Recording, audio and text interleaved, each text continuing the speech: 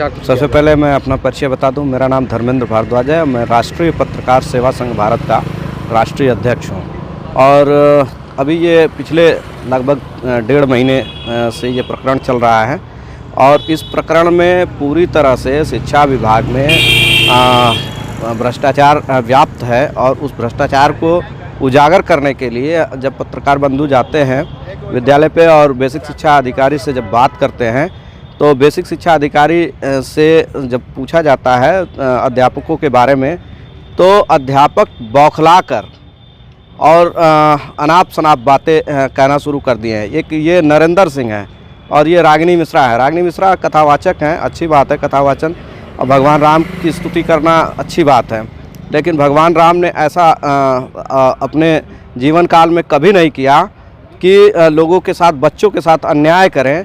जो शिक्षिका हैं और शिक्षा के मंदिर में बच्चों को पढ़ाने नहीं जाती हैं और कथावाचन का कार्य करती हैं। अच्छी बात है, कथावाचन का कार्य करिए, लेकिन सरकार के धन को इस प्रकार से लूटने का काम करके कथावाचन कहाँ तक न्याय संगत है? कहीं न्याय संगत नहीं है।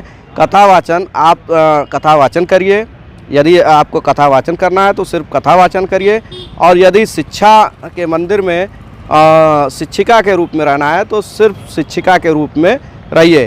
दोहरा चरित्र और दो तरह का कार्य जो है एक साथ कैसे संपादित किया जा सकता है, आप और आम जनता सब ये इसको बहुत अच्छी तरह से भलीभांति समझ सकती है कि दो कार्यों को एक साथ कैसे संपादित किया जा सकता है। तो इसमें कहीं ना कहीं गड़बड़ घोटाला है, कहीं ना कहीं जो है कि इसमें ऐसा प्रतीत हो रहा है कि वो शिक्षिका अपने विद्यालय नहीं जाती थी, बच्चों को नहीं पढ़ाती थी।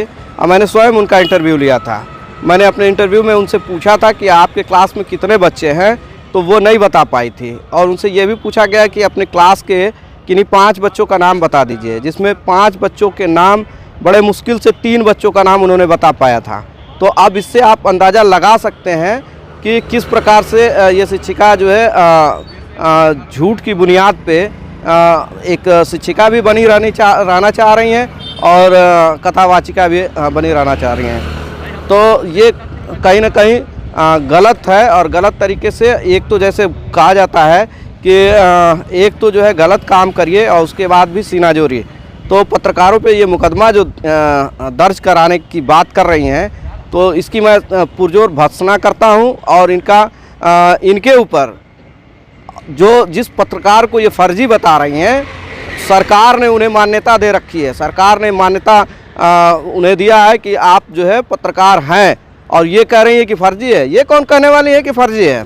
ये कहने वाली है फर्जी है। कोई जिसके मन में जो आए वो पत्रकारों के ऊपर कह दे, ऐसा कैसे हो सकता है? ऐसा नहीं होने दिया जाएगा। और मैं ये यकीन दिलाता हूं कि इन लोगों पे मुकदमा मैं दर्ज कराऊंगा, मेरा संगठन दर्ज कराएगा, राष्ट्रीय पत्रकार सेवा संघ भारत दर्ज कराएगा। और पूरे उत्तर प्रदेश में अगर इनके ऊपर मुकदमा दर्ज नहीं हुआ तो ये पूरा उत्तर प्रदेश में मैं आंदोलन करने